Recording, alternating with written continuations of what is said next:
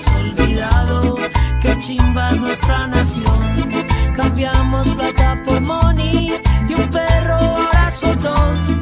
Hacemos cao para el chorro pa' ver a la selección.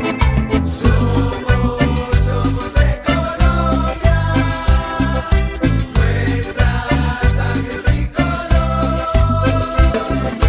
Desde esta lejanía a nuestra tierra querida, la llevo en el corazón.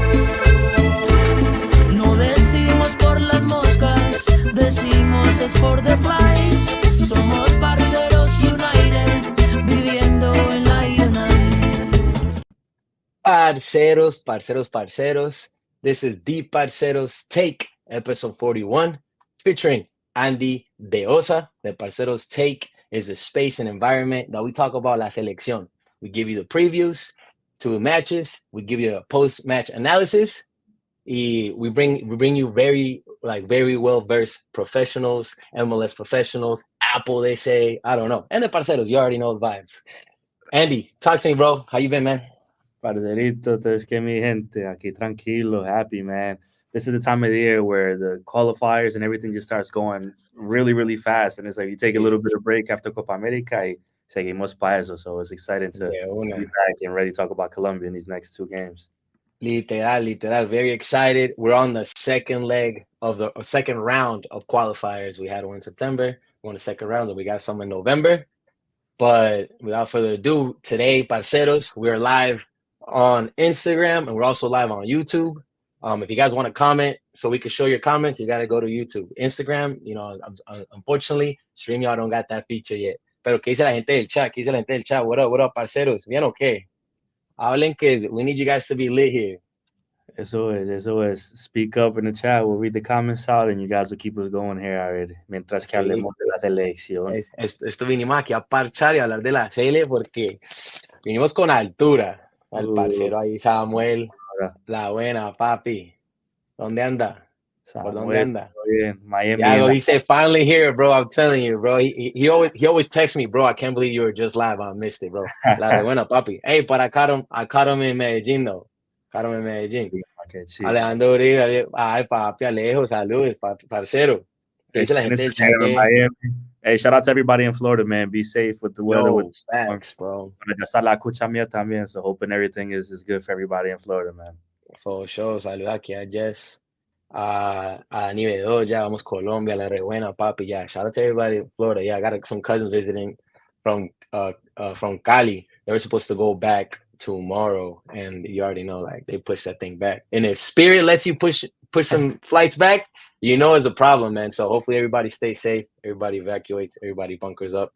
Saludos al parcero Red Blur 78. Y bueno, papi, hay que hablar. We got la convocatoria. Very interesting convocatoria. If you want, I'll read it out loud. Álvaro Montero, Vargas, Cristian Borja, Dani Muñoz is missing, and we got Nacionals, Andy's favorite team, Andrés Felipe Román. Who else? We got James, Lerma, Arias, Córdoba, Durán, Lucumí, Mojica, Carrascal, Cabal, El Cucho, Portilla, Quintero, Castaño, Mier, Lucho, Sinisterra, el favorito de Andy, Mateo Uribe, Nelson Deossa, el primo de Andy, Richard Ríos, Roger, Arias, Dita, Asprilla y Mina. ¿Qué dice la gente? What's everybody thinking? What are the thoughts about la convocatoria de la Selección Colombia going into this match against Bolivia and Chile, papi? ¿Qué me dice? The first one you called out, man. Volvió la sal de Mateos. ¿La sal? ¿Vos dices que la sal? No, tampoco la sal. Tampoco le va a tirar tan duro. Pero after Copa America, I thought he proved enough que you know, we don't really necessarily need him. Pero bueno, I'm not going to say too much about that because cada técnico tiene su jugador que siempre se mete ahí a la convocatoria como que nada. I will say I'm happy about KAAL, of course, and I'm happy about seeing Cucho Hernandez again on the call-up sheet, even if he didn't get any minutes in the last one, and even if he doesn't get any in this cycle. It's just, like we mentioned, being part of it, being there and being able to kind of talk to these players, interact with these players, go through the practices and things like that. It's huge for somebody that could be monumental for Colombia in the 2026 World Cup. So I'm happy about KAAL and Cucho, I think, the most.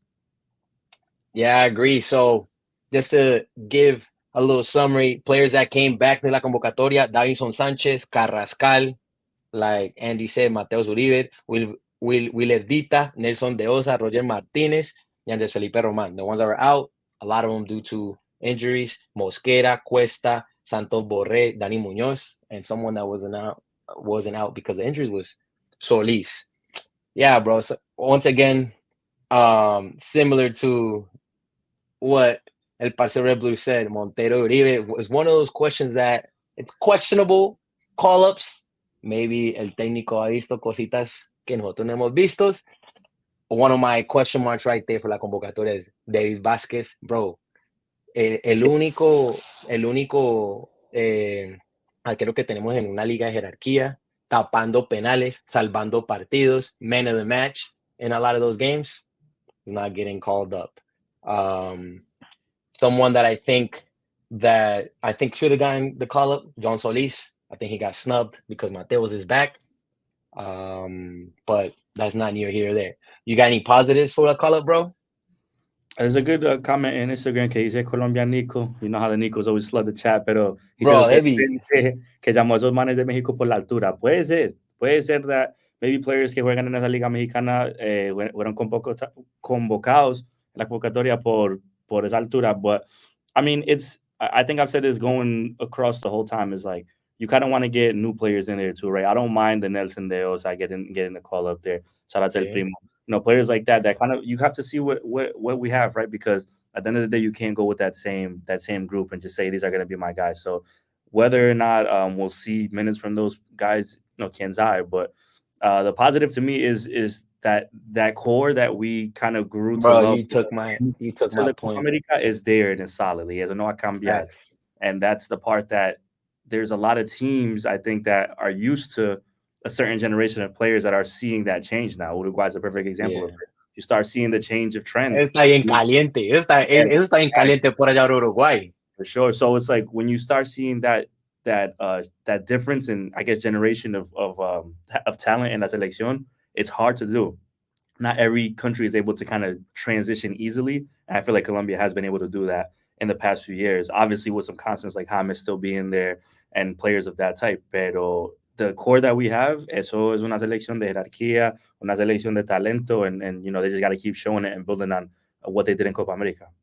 Una selección que puede aspirar. I mean, I don't know if you heard Dani Muñoz's comments. Like a week and a half ago, saying like, yeah, of course, the primary goal is to make it to the World Cup, pero hey, la misión, ya llegamos a una final, la segunda misión es seguir llegando a finales, and that's the mentality that we want to get to for sure. And it's because of what you said. We have a base, man. The base is solid, bro, and that's the most important thing. Que vemos que Lorenzo y para mí era el mediocampo. Para mí el mediocampo que, bueno, todavía sigue llamando a Mateus, pero por ahora tiene a Lerma ahí, que está jugando bien. Arias, que está he's in an incredible shape, in incredible form, as well as Richard Rios. Do you think there's modifications to your well, not to your starting 11, but to Lorenzo's starting 11? I think this one there might be, and I think the reason being where they're playing. Like you can't expect a player like James to go to Bolivia and give you 90 minutes, bro. Like it's just not gonna happen, especially a player that hasn't been playing that consistently in his new team. So it's like this. I think this game, out of all of the most recent, you're gonna have to really see who's at what fitness level, and that's different because we're playing in Bolivia, whereas when ALTURA, it affects games, it changes games, and you have to be very smart, not only about the way you approach that, but then remembering that you have to bounce back and play a game, a few days later. So if there's going to be changes in the lineup, I feel like this would be the game that we're going to see maybe something that might surprise people and say, hey, like, why is this the case? But once again, I'm putting out an 11 that's physically fit enough to play in that setting, other than just, the regular names that I would like to see. No, literal. I think, bueno, para ir a Bolivia hay que jugar con jerarquía. The people that come out playing, that come out looking for the game, for the possession of the ball and playing smart, those are the guys that win. Of course, everyone's talking about la altura, sí afecta.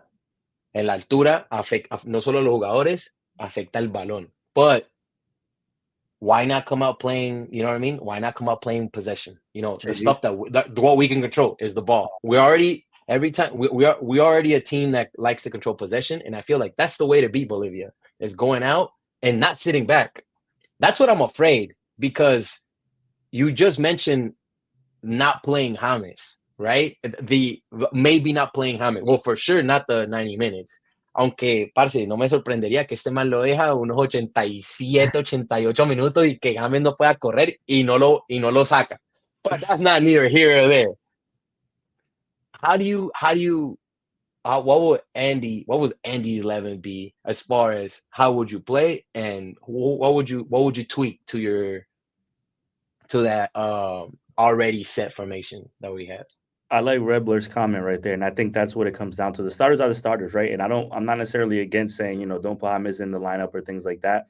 But what you need is to be smart about the amount of time, like minute restrictions. And I don't want to say restrictions because some players might be able to go over what you have allotted for them, but the subs are going to be key there, right? And it's like you can't, like Donnie, you just said, you can't sit on James for 80 minutes if he's out there. We see him gasping in other games that are not at this level of elevation like it's going to be in Bolivia. So I think perhaps you don't have to necessarily change the 11, but you have to be smart about how you maneuver it. That's Néstor Lorenzo's task. I think you don't change much about the game, right? If Colombia plays a certain style of soccer, you don't have to go to Bolivia and change that just because of the setting, but you have to be smart about, we're not going to just send Lucho running every time we get the ball, just send him running long balls and try to catch. Like you got. That's exactly what we cannot do, bro. Yeah, you have to preserve it a little bit, because that once you get into a certain method over there and players start gassing out, that's when the game is affected. And that's why you've been able to see Bolivia sneak up and take results, because they wait for those moments and they know, and they're like, all right.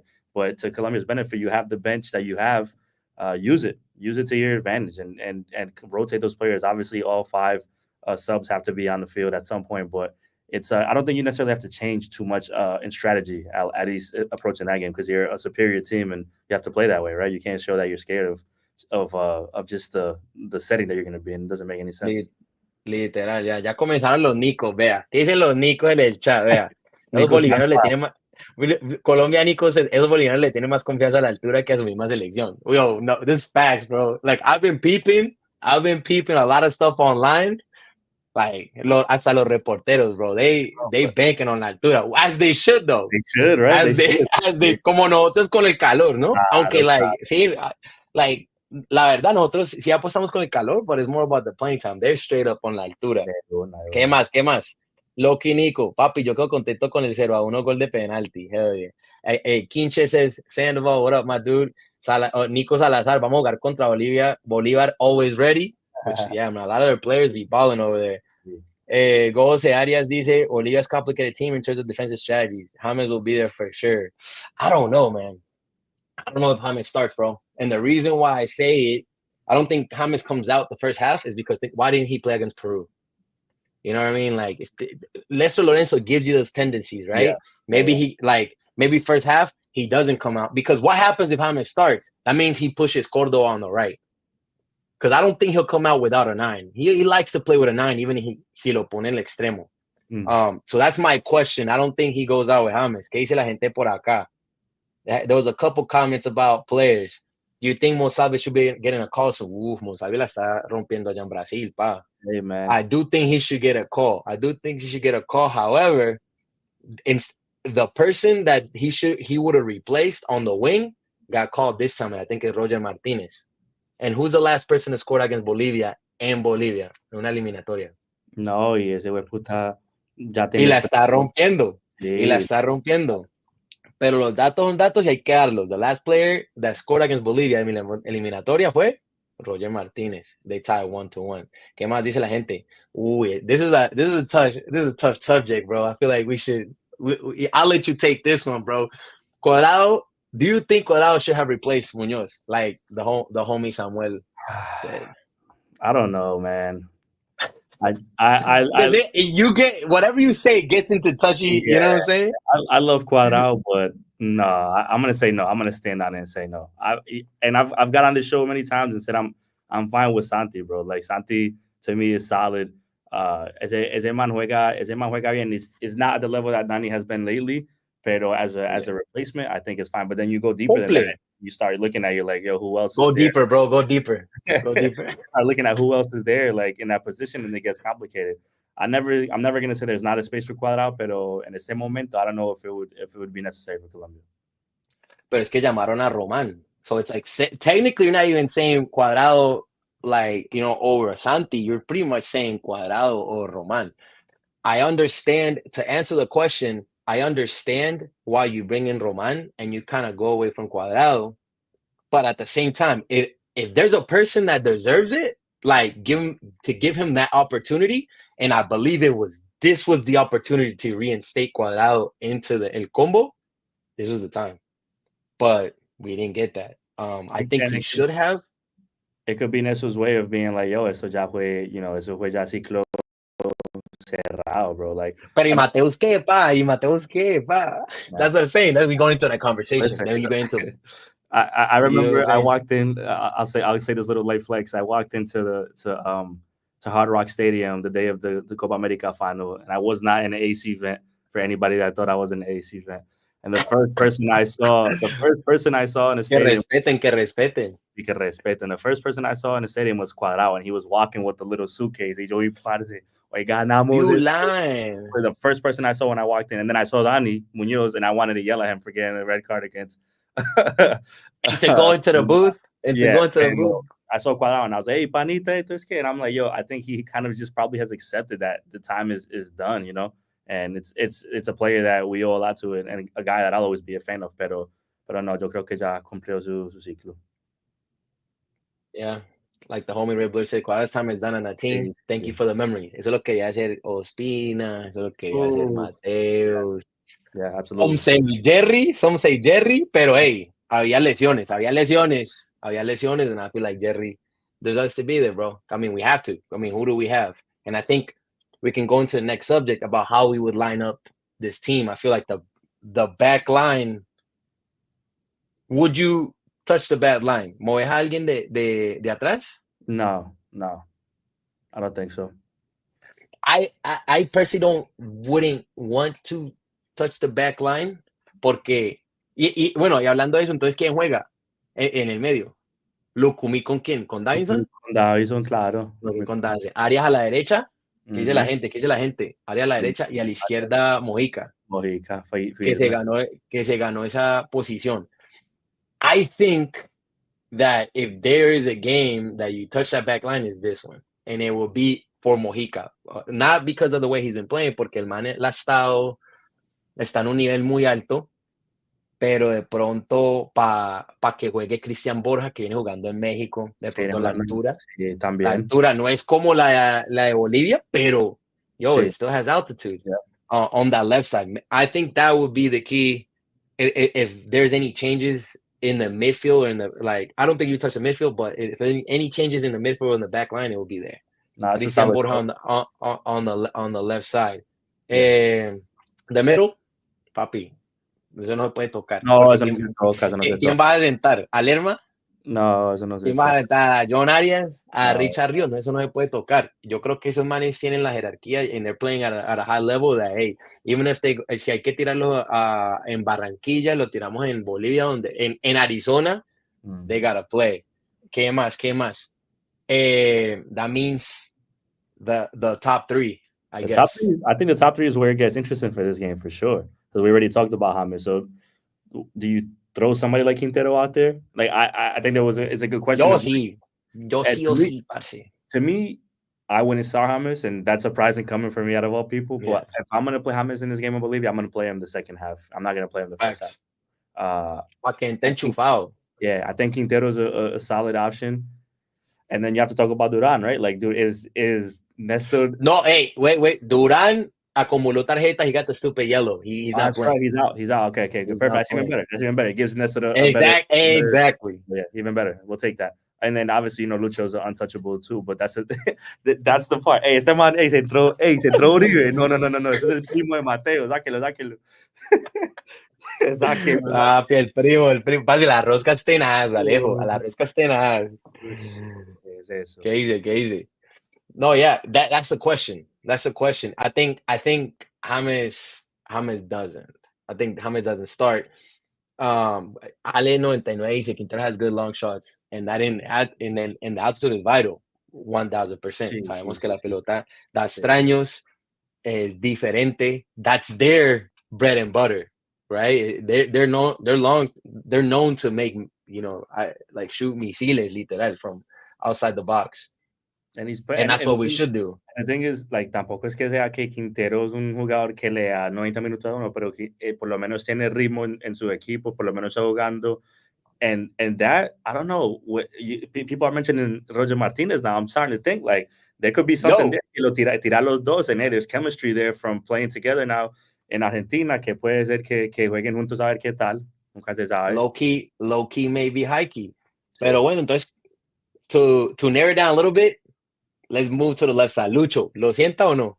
No. No, Lucho juega. So then we have 2 more spots. Does he play with a 9? Que sería Córdoba porque Durán no puede jugar. Okay, he plays with a 9. Entonces el otro sería 9 de extremo con James. No, we said no, right? We're going for no James, which means Córdoba play a 9. So who would you put on the right side? We have options. Tenemos a Yasser que está regresando jugando bien. Yasser acaba de hacer el gol. He's getting his minutes. He's earning his stripes in Girona.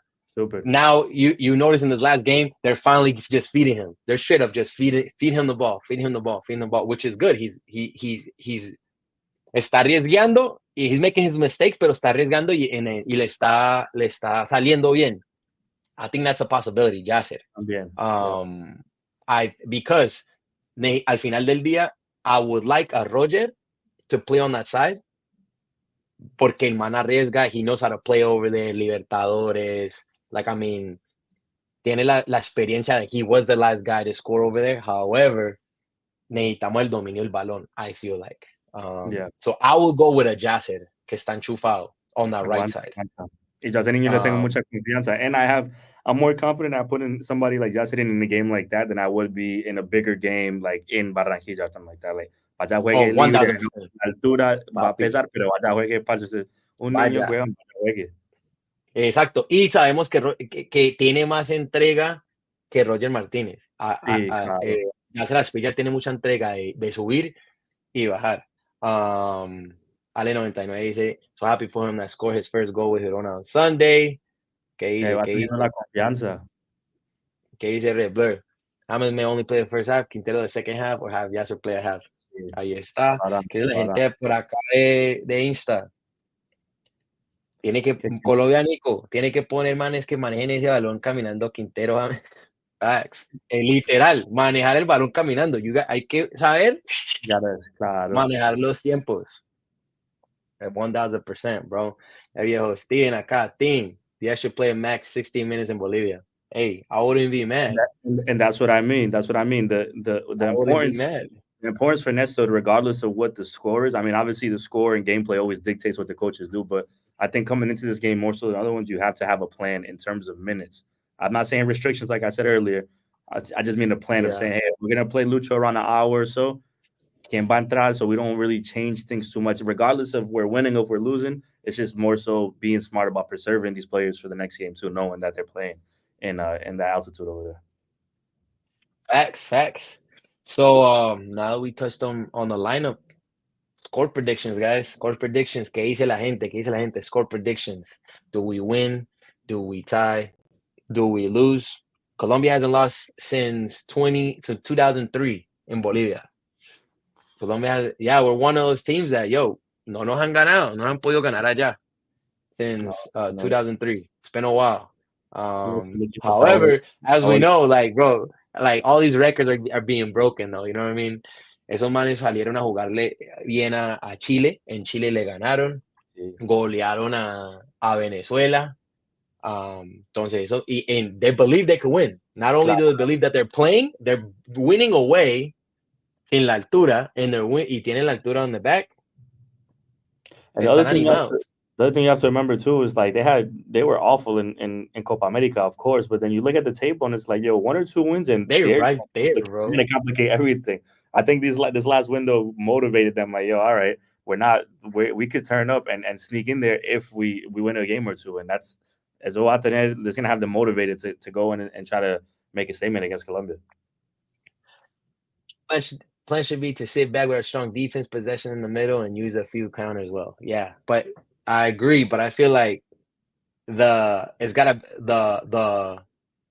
líneas tienen que estar un poquito arribita because we know the long range. Yeah. The long range shot. And speaking of which, Red Blur says, para no score 2-0 Colombia, that'd be huge, bro. Argentina le ganó allá 3-1. Ecuador le ganó allá 2-1. Who else? Colombian Kid 2 says, Dani Muñoz, jugador ya de la CL. Go Serias dice, Colombia 1-0 contra Bolivia. What you say, bro? What you thinking? Yo me voy con el 2-0 también. Yo creo que 2-0. I think it's not gonna be pretty, I don't think, pero at the end of the day, un equipo con ese talento encuentra manera con esos jugadores, más que todo, para encontrar manera. We've talked about this. You have to take advantage of the moment. This is probably one of the brightest moments for la selección coming off of Copa America and being damn near on the verge of clinching the World Cup berth already. It's just October, and technically it could happen very soon. So it's like, I think they feel it, they know, and they have to play up to that standard. You know, it's we always mention how hard it is in South America to compete in certain places and whatnot. But these are the type of games that you can't slip up, because that's when the doubt starts creeping in, not only for the players, not only for the opponents, but in the media, and that's when narratives start changing and things start getting questioned about the coaches, about the players. So it's like, don't take the foot off the gas. You never overlook opponents, but these are two teams that you should go in with the utmost confidence against and try to keep proving that point, man. 1-0 dub con gol de Davinson Sanchez. I mean, that's a very something to think about, just because la pelota aérea. We have to play for the set pieces, which is what's giving us wins, the W's. I'm gonna go with a 2-1. Colombia. Like you said, it's that time to take it to the next level. We have to, we talk about estar con altura, no, not just altura. Like, it's like, yo, like, we got to take our game to the next level. We have to, like, are we that Colombia that it's literally like a powerhouse? It's our time to become that powerhouse in estas eliminatorias, and hopefully the mentality kind of shifts. That's what I'm hoping. I'm just kind of speaking into existence. That's what I want. That Colombia, to win in Bolivia. No hemos perdido allá. Ecuador lo demostró que se puede hacer. We have shown that we could at least earn a point over there, or take the 3 points. So if you look at those teams that play over there compared to the ones that played over there that we have now, dude, our core is solid. It's top of the line. It's one of the best players in the world. And if they're playing in South America, it's the best players that are playing in South America. Like John Arias, Rios, tenemos un arquerazo de Camilo Vargas. Our defense is playing solid. They're coming back. Everyone's in great form. Why not take the 3 points? If we lose against... Son datos, hay que darlos before you say that. The only team that hasn't lost in South America qualifiers yet, Colombia. And this would be a bad time to start that, man. This would be a bad time to start that. But would you be mad if it's like it's Bolivia con la altura, though? Oh, no. I wouldn't be mad, but it's, once again, you look at the table and you're like, after this past window, now we're right there in second. Argentina's gonna be without Diu there. Anything can happen in South America. Uruguay is going through their things. Chile just lost to Bolivia. You gotta strike, and this is the moment, man. Like, you can't have a slip up. I wouldn't necessarily be mad if they lose a game in Bolivia, how that happens, But no, I don't expect it at all, for sure. Facts. I agree. We always score in set pieces, bro. So like I said, I go 2-1. Hopefully some set pieces. Hopefully we see Quintero play, man. I think Quintero will ball out in Bolivia, man. This is a game for Quintero, controlling the ball. Possession. Hace falta un gol de tiro libre, ¿sí o no? Uy, papi, ¿no se imaginan? Y de Quintero, uy, no, que la manda a guardar, papi. We've been saying it forever, pero parce, es que este man de esto, Lorenzo no se la da. I still have flashbacks to the finals, bro. Sorry, I have to bring it up once an episode just to help me go, bro. Yo, vamos a putear a Dani Muñoz, weón. Hola, Lucho. Otra vez. Vamos a pasar a Lucho. No, weón. But yeah, 1000%, bro. Hopefully, pone los que tienen que jugar. The guys are in good form. Los que no juegan en la altura, que hey, tengan el carácter, la jerarquía, because man by man, we're better than them. Ellos en altura, of course, but futbolísticamente, we have the tools. And I think that's why we should get the W, bro. What's your thoughts, bro? Nah, I agree. Just you got to go into it, and I think the funny thing about this matchup, and I think every time somebody plays in Bolivia, is the altitude always takes like the front and center stage of the game. You start forgetting how teams come into the game, or different things like that. And it's like the altitude is always the main talking point. It's like, okay, sure, I get it, pero también we got to peel it back and say, yo, look at how Colombia's been coming into this. There hasn't been too much turnover in that roster besides the injuries that you're mentioning that are big deals, right? But you have like-for-like subs. You have your quality is not going to basically diminish because Dani's not there or because Gerson Mosquera is not available off the bench and things of that nature.